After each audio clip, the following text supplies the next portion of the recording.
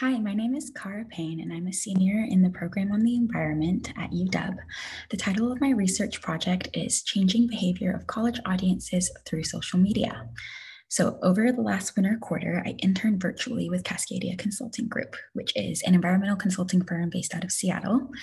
And as part of my capstone research, I did this internship.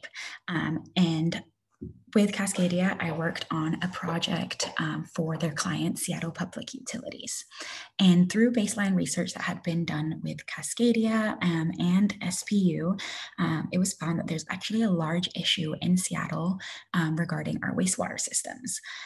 So the issue is mainly there because people are flushing the wrong products down the toilets, and it's causing backups, overflows, clogs, and many other problems in our sewer system. And further research actually showed that college-age audiences were the biggest contributors to this problem in our wastewater system. So my research while at Cascadia really focused on finding a solution to this flushing problem.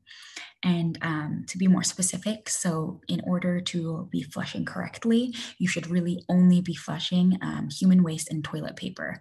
No other product should be flushed down the toilet. This even includes wipes that are labeled as flushable, should not be flushed down the toilet. They do cause damage to our wastewater systems.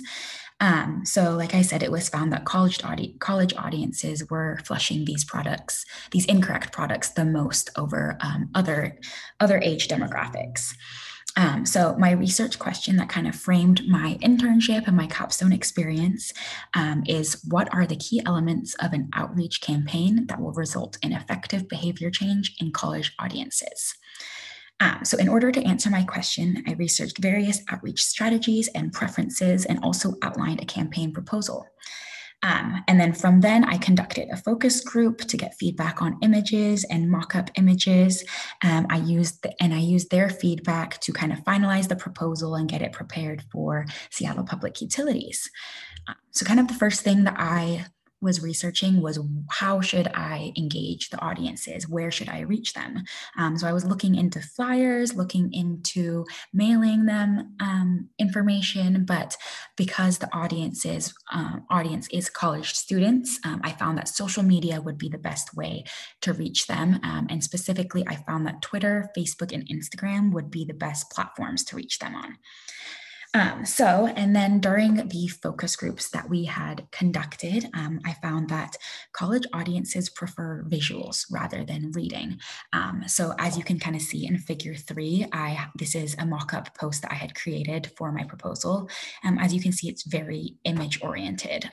You can see the flow of the wipe through the pipes there from flushing and as it moves through.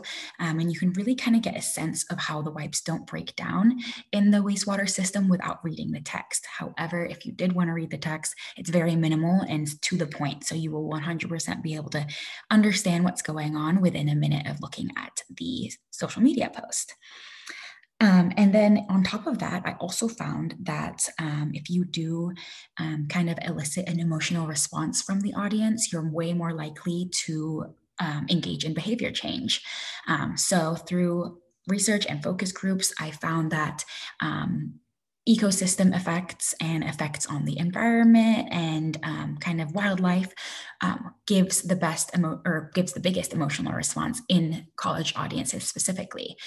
So I definitely wanted to create a post that incorporated the effects on wildlife so that people understand the consequences of the incorrect flushing behavior.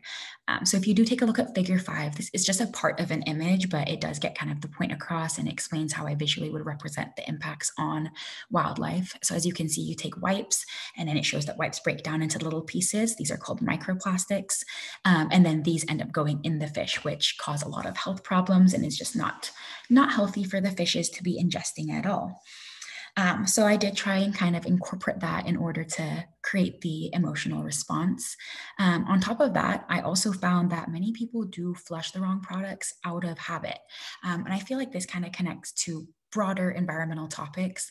Many people are practicing unsustainable behavior because it's their habit, and they may not even know that they are practicing unsustainable behavior. It's just kind of what they do without thinking about it. So creating behavior change campaigns is a really good way of bringing bringing issues to the attention of the public and really pointing them in the direction of how they can mitigate the problem and what they should be changing. I do feel like just bringing awareness to the problem in a way tailored to the audience will create a more sustainable world, and it will be beneficial for everyone if these kind of campaigns are used in more topics rather than just flushing. So I think this can be applied to any sort of environmental problem that we are facing. If you kind of research the audience and figure out what key topics really draw them in and really elicit a response from them. If you focus on those, you'll create a behavior change and hopefully be creating a more sustainable world one step at a time. So my advice to anyone who is looking to create a behavior change campaign, I would highly recommend just spending as much time as you possibly can researching the audience and really getting to know them and getting to know how they react to things, what they like to see, what draws their attention in, what kind of turns them away. If you really get a good feel of all of that information, creating the actual content will come much easier, much more naturally, because you know exactly the direction that you need to go in. So that's kind of my recommendation of if you were going to make a behavior change campaign yourself, whether it is for this topic or it could even work for a completely different topic. But I would say it's just getting to know the audience and really understanding how they react to certain social media posts and certain messages. So if you did have any questions for me, I am on Twitter. So you can reach me at Cara_Payne15. That is Cara_PAYNE 15. Feel free to DM me or tweet me questions. I'm happy to reach out to you on there. You can also email me at carap15@uw.edu. So feel free to reach out to me, and I hope to hear your guys' questions. Thank you so much.